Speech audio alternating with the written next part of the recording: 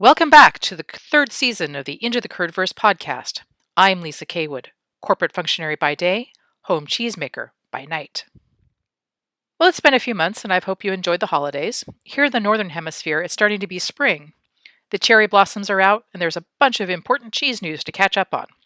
There will be links to everything I mentioned in this episode in the show notes on intothecurdverse.com. First up, I want to talk about a paper from Cambridge University Press in which they compared the methodology of winemaking in ancient Rome with modern winemaking techniques of the Caucasus. You may be wondering what this has to do with cheese, but bear with me. So, winemaking in the Caucasus region, this is the countries of Georgia, Armenia, Azerbaijan, is extremely ancient, perhaps one of the oldest sites of winemaking in the world.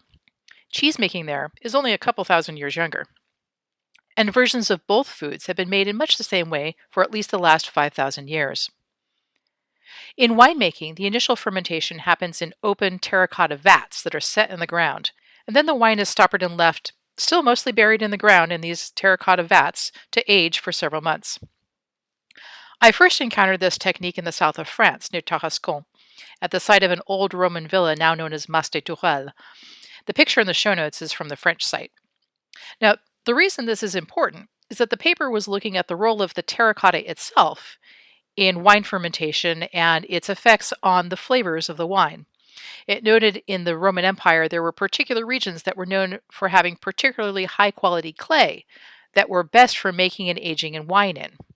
Best because those particular clays had the right degree of porosity or porousness.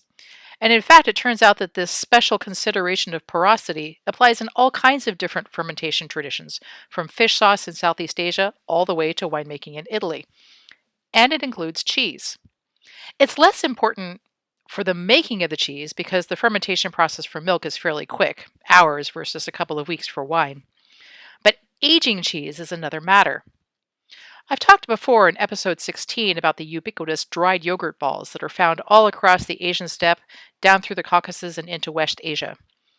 Well, in the Caucasus and in the western part of Asia, and even into the Aegean, these yogurt balls are stored in terracotta jars and either kept in a cellar or simply buried for a month or so. During this time, they're kept at a cool, consistent temperature with a certain amount of moisture seeping its way through the walls of the terracotta and contributing to the growth of mold on the surface of the hard, dried balls. As we discussed in other mold-related episodes, such as the white and blue mold episodes in 7 and 8, these molds contribute to the flavor of the cheese, making it sharper and more pungent. Eventually, when the balls of cheese reach an appropriate age, they're removed from the jar, the molds are scraped off, and then the cheeses are then crumbled or grated for use in salads or on fruit and so on. In effect, the clay jar serves as a mini cave, keeping in more of the moisture than would happen if the cheeses were freestanding in the relatively dry regions of West Asia. Other versions of this terracotta jar approach call for a fresh curd to be heavily dry salted, and then after it's drained and desiccated a bit, it's eventually crumbled into small bits and stuffed into a clay jar, and then again buried, usually upside down with a cheesecloth or across the mouth of the jug, to allow any remaining moisture to drain out as the curds dry and age. These jarred cheeses are known as motal in Armenia, shanklish in many of the Arab-speaking countries such as Syria and Lebanon. They're known as far east as Persia and as far west as the Greek islands of the Cyclades. We'll be talking a lot more about the role of pottery in ancient cheesemaking this season, but I just wanted to highlight here that the technology of pottery, including the quality of specific types of clay, is as important and interesting for cheese storage as it is for cheese making.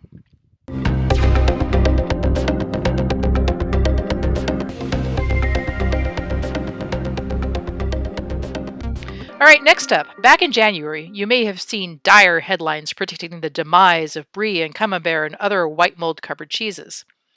This is due to the increasing challenge that culture manufacturing houses are having with replicating the albino strains of Penicillia candidum and Camemberti that have been used in bloomy rind cheeses for the last 100 years. The albino strain is a mutant form of this Penicillium mold, and it can only reproduce asexually via cloning. And now it's becoming difficult to clone because some colonies are no longer producing spores. I'll be talking about this in much more detail with a special guest in a future episode, but in the meantime, I'll be putting a replay episode on Bloomy Rind cheeses in your feed so you can refresh your memory as to why these molds are so important for the development of our favorite sticky, gooey cheeses.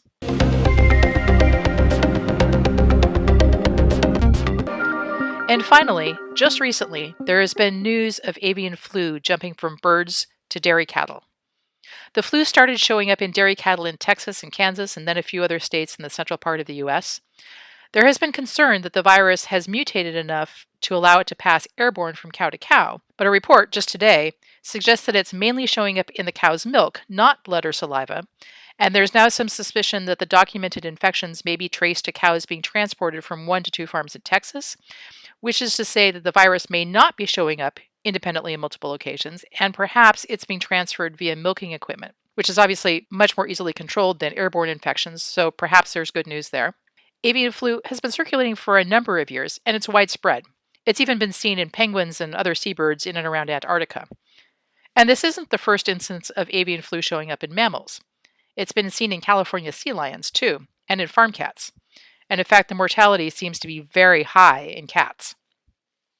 The avian flu doesn't seem to make the cows themselves terribly sick, and because it's not immediately obvious from the animal's behavior, it's possible that it could be affecting beef cattle as well. Just don't know yet. With dairy cattle, because the flu virus gets passed into the milk, it apparently causes the sick animal's milk production to drop, and the milk itself becomes oddly thick, so the illness becomes apparent fairly quickly. At least one human dairy worker has fallen sick so far. Human avian flu cases on record are not numerous, but they can be quite serious, even lethal. So health officials have been studying the situation closely. So far, the one infected dairy worker seems to have had a very mild infection and is being treated with antivirals.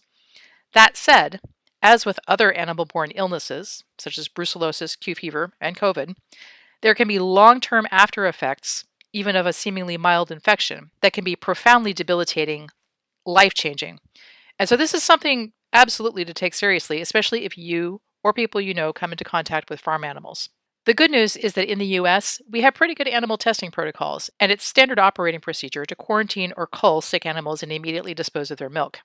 This is something cattle ranchers do routinely whenever other animal-borne diseases, such as brucellosis or Q fever, show up in their animals. The other thing to know as a consumer is that pasteurization is an effective means of killing these animal-borne viruses. So even if some affected milk does get into a pool before being noticed, the subsequent pasteurization, which almost all commercial milk in the US undergoes, will take care of it. As of now, it is believed that pasteurization is effective against avian flu as well. So anything made from pasteurized milk, whether liquid milk or virtually all commercially made cheese, should be safe to consume.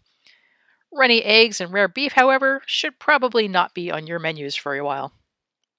Another issue from a consumer standpoint is that disruptions in the milk supply, not to mention beef and chicken products, are almost guaranteed.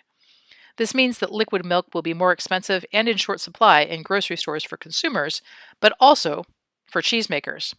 Small-scale farmers and cheesemakers who are not well positioned to absorb disruptions like this may wind up going under. Obviously, the situation is evolving very quickly, and all of this info may become outdated over the next few weeks.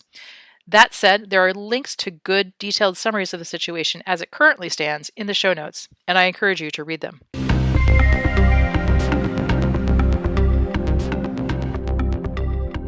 That's it for our Season 3 kickoff.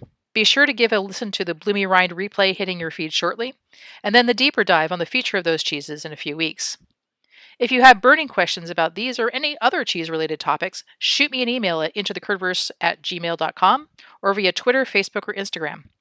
And if you haven't already, please leave a rating and a review with your favorite streaming platform. It helps other people find this podcast. Thanks, and join me again next time as we once again enter the Curdverse.